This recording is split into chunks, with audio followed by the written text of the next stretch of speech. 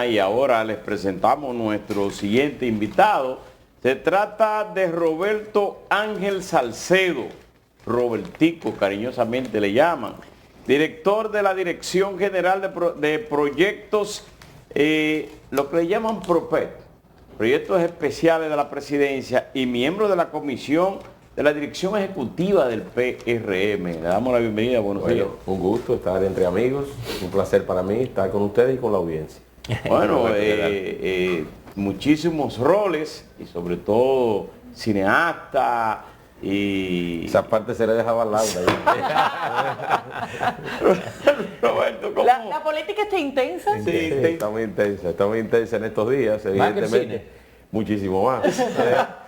Ustedes mismos pueden ver cómo los medios están abocados a todo este proceso político electoral. Evidentemente el Partido Revolucionario Moderno no escapa a esa realidad. Ha estado desarrollando todos sus procesos internos desde las primarias cerradas del 1 de octubre, también la conformación de una gran coalición de partidos que han estado proclamando a Luis Abinader como su candidato presidencial. ¿Se va a tener un nombre para esa coalición? Porque se habla del Acuerdo de Santo Domingo. Bueno, vamos a esperar que se concretice, a ver si surge esa inquietud. Pero he escuchado algunas opiniones alrededor de poner un nombre, a ver una coalición numerosa. ¿Qué nombre le ponemos a la película? Sí, algo así. Pero numerosa, ¿cuántos son? ¿Son 17? ¿Son 23? Bueno, ¿son 28? Se podría llegar, hay una fase todavía no concluyente, pero se podría llegar hasta 22. Entre 20 y 22 partidos podrían postular al presidente Abinader de cara a estas elecciones. ¿Y tienen alguna encuesta final después de la proclamación o de las primarias y sí, de los apoyos que ha recibido el presidente? Sí, por supuesto. Los últimos estudios han venido ratificando lo que nosotros hemos estado observando en los últimos meses. Es una consolidación de las aspiraciones del presidente Luis Abinader de cara al proceso del 19 de mayo. ¿Cuáles son los números? El número está bordeando el 60%, 57, 58, dependiendo de los estudios. Bordea bastante el 60%.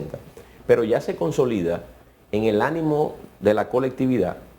Se entiende que en el país tendremos solución de primera vuelta. Más del 60% de los encuestados entienden que el domingo 19 de mayo se definen las elecciones.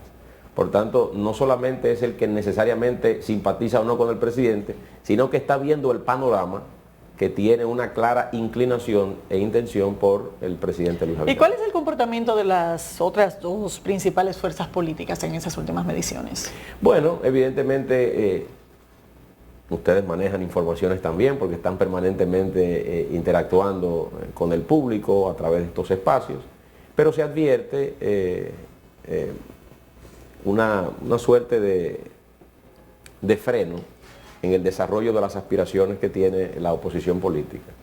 Es como si se hubiesen frisado desde el punto de vista del crecimiento electoral, y eso se viene también observando en todos los estudios de medición, no solamente lo que realiza el gobierno, sino lo que realizan firmas independientes que han estado evaluando la situación política en el país. Por tanto, yo creo que de seguir el rumbo de los acontecimientos, y lo que vemos es un apoyo decidido y sistemático de muchas organizaciones políticas y sociales alrededor de la reelección, tendríamos una victoria contundente superior a la que se obtuvo en el año 2020. Roberto, más allá de las encuestas y las percepciones que se puedan tener, ¿le preocupa al partido oficial y al gobierno algunos temas específicos que le deba prestar atención a partir de esta coyuntura? Evidentemente, si nosotros tenemos la pretensión de que Luis Abinader agote un nuevo periodo de gobierno, es porque hay temas que atender.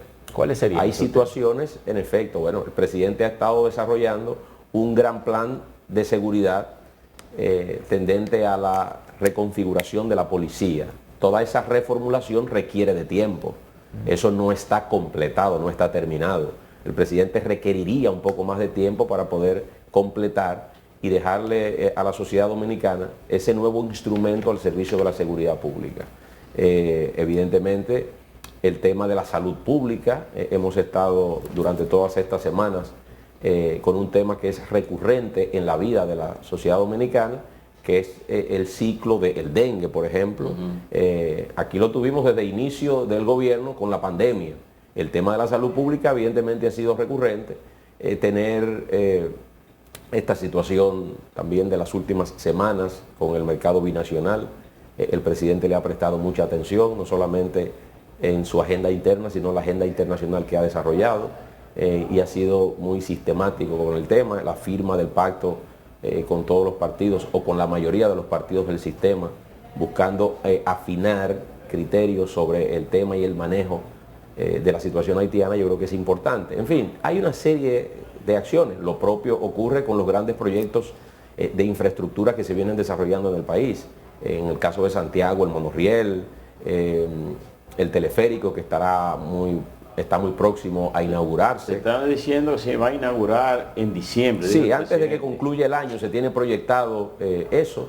Nosotros vamos desde la Dirección de los Proyectos Estratégicos y Especiales de la Presidencia a coordinar acciones complementarias sociales en las áreas de impacto, como hicimos con el teleférico de los Alcarrizos. ¿Acciones de qué tipo? Bueno, usted necesita, luego usted hace una inversión de 5 o 6 mil millones de pesos, como es lo que cuesta un teleférico con esas características, todo el entorno usted tiene que mejorarlo, desde las viviendas, desde la iluminación, desde la intervención de obras públicas para reacondicionar el área. No solamente es lo que usted siente cuando se monta en el teleférico, sino todo el entorno mejorarlo. Nosotros tuvimos una articulación por espacio de 3 semanas en los Alcarrizos, coordinando más de 18 instituciones del gobierno, tratando de que el complemento a la obra central, que era el teleférico, quedara... ¿Y qué papel le toca al PROPET en Santiago? Bueno, de lo que está señalando? ¿Qué ocurre? Yo quiero remontarme brevemente, porque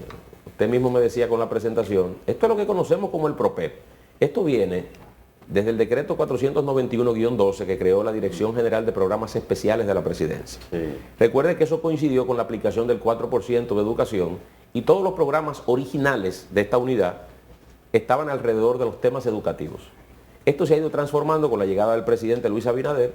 Nosotros, al llegar a la institución en enero, hicimos unas transferencias de estos programas educativos al Ministerio de Educación, donde siempre debieron estar, y entonces hemos iniciado la modificación de la base legal de esta institución, el decreto, porque ya no tenemos en nuestro haber el manejo de programas de vocación educativa directamente. Entonces, nosotros hemos estado ahora reestructurando este brazo operativo de la Presidencia de la República, estamos adscritos al Ministerio de la Presidencia, y entonces atendemos a iniciativas presidenciales.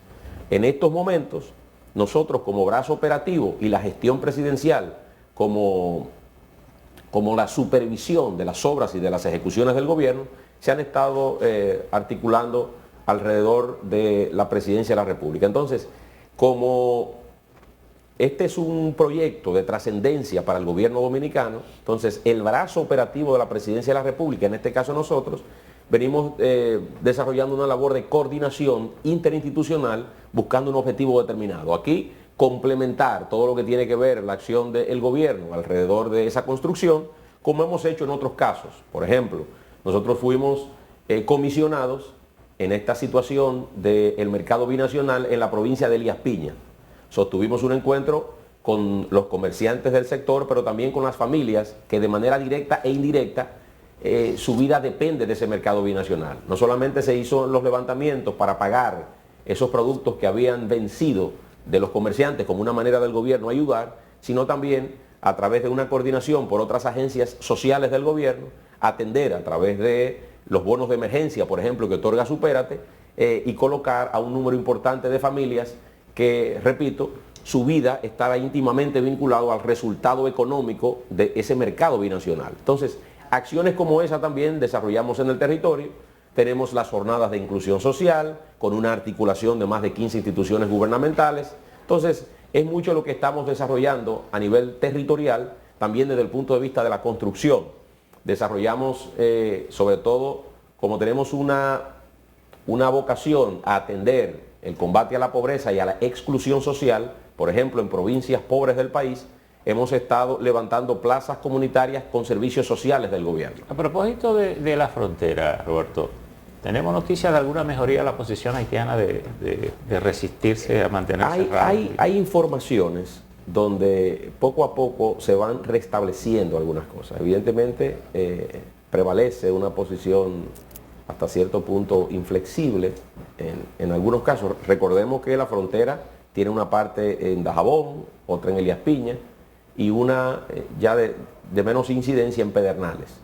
Por las propias autoridades haitianas, desde hace ya varios meses, se había cerrado la frontera en Jimaní. Y eso entonces había hecho y había logrado que parte de ese comercio migrara a Elías Piña, básicamente. Entonces, la información que hemos recibido es que ha habido un restablecimiento poco a poco de algunas acciones desde el punto de vista del comercio en la zona. Pero ha habido muchas denuncias también de que se ha producido un incremento del tráfico de alimentos hacia Haití. Bueno, evidentemente hay una situación donde grupos no quieren la normalización o lo que el gobierno dominicano ha acordado en ese sentido, y hay gente con la ansiedad de que se restablezca la normalidad en el comercio. Desde la lógica del que está aquí en Santo Domingo, que no tiene probablemente ningún interés en lo que ocurre en el mercado binacional, eso no importará. Pero me imagino que el que hace vida ya en el seno del propio mercado binacional, que está en el centro de esa operación, que ve que las semanas siguen pasando y lo que ha habido, primero una fase de cierre absoluto y luego un proceso de ralentización en usted aperturar todo, entonces va generando situaciones ¿Cómo está afectando eso en Elías Piña específicamente? Bueno, en el caso de Elías Piña, evidentemente hay una cantidad importante. Los comerciantes de Elías Piña son más grandes desde el punto de vista de la construcción de su negocio que lo que hemos encontrado en Dajabón, por ejemplo. En Dajabón también hay más pequeños comerciantes, no tanto en Elías Piña. En Elías Piña evidentemente se concentran un volumen de venta mayor porque aunque son menos comerciantes, son más grandes esos comerciantes. Pero es más informal también. Bueno, en el caso, la estructura del mercado es muy distinta. En el caso de Elías Piña tienen mayor fuerza. Hay más camiones, por Hay más camiones, más fuerza. Pero por el efecto Jimaní. Sí, exactamente, por el efecto Jimaní. Y entonces ahí, evidentemente, han podido resistir un poco más, repito, por el volumen y la capacidad económica de esos comerciantes. O sea, ahí hay un volumen de comercio que excede en mercancía, por ejemplo, 600, 700 millones de pesos, que pueden tener en almacén los grandes comerciantes de esa zona. Por eso digo que ahí la dinámica de Elías Piña es distinta a la que podemos encontrar tanto en Pedernales como en Dajabón. Pero es una realidad y nosotros hemos estado, desde el punto de vista social, que es la parte nuestra, ¿no? Ese complemento social y ese acompañamiento, buscando la manera de que podamos viabilizar, sobre todo en el caso de esas familias, repito, que a veces tienen una cafetería, que es el motoconcho que a veces traslada alrededor del tema, alrededor de la frontera, en fin, se van generando una serie de acciones y nosotros como gobierno hemos estado de manera permanente en contacto con todos esos sectores. Pasado mañana ya estamos a 1 de noviembre y como consecuencia la gente ya comienza a ver las fiestas navideñas, el doble sueldo, el bono navideño que entrega el gobierno desde el 2022. Eso es una tarea de ustedes, que le entreguen una tarjeta. Usted, en el caso de tu gestión, ¿se va a entregar o se va a aumentar? El gobierno está diseñando, a través de sus agencias sociales, es una estructuración integral de cara a la Navidad. ¿Qué buscamos con esto? Que como somos distintas instituciones con vocación social, no solapemos funciones unas a otras y que la acción de una inicie y termine en un lado y la del otro, evidentemente, inicie y termine en otro lado. Evidentemente, el gobierno, llegado el momento, hará el anuncio formal de la entrega de esos bonos. Ya la gente de una u otra manera los espera, es una modalidad introducida por este gobierno. Se van a hacer acciones fundamentales. En el caso nuestro, tenemos la responsabilidad de acudir a través de un programa especial llamado Parques de Navidad. Vamos a hacer parques de luces en distintos municipios del país. Nos vamos a acoger a los parques centrales de ciudades como Puerto Plata, San Francisco, San Juan de la Maguana, Barahona, La Romana, ¿No, Higüey. no choca eso con las políticas municipales? No, porque es en asociación con ellos. Es en asociación con ellos. Muchas de esas alcaldías no tienen necesariamente los recursos y hemos establecido una acción mancomunada, gobiernos locales. Nosotros tenemos programas en la institución, como el Paseo de los Colores, que es una intervención que hacemos de manera conjunta. Ayer entregamos el Paseo de los Colores número 31 en San Juan de la Maguana, en coordinación con Janoy Sánchez, la alcaldesa de ese municipio. Son espacios arrabalizados que nosotros a través del arte público y a través de la intervención urbanística logramos transformar, pero siempre se hace en coordinación con los gobiernos locales. Es lo propio, el Banco de Reservas va a ser la Villa Navidad como la ha hecho en otros años. Y usted me diría, ¿y no choca con las alcaldías? No, la hacen en asociación con las alcaldías. En el caso nuestro, vamos a complementar esos territorios con una acción que pueda, coordinado con los ayuntamientos, para desarrollar también una agenda artística, una agenda navideña, animación urbana en esos lugares, poderlo hacer.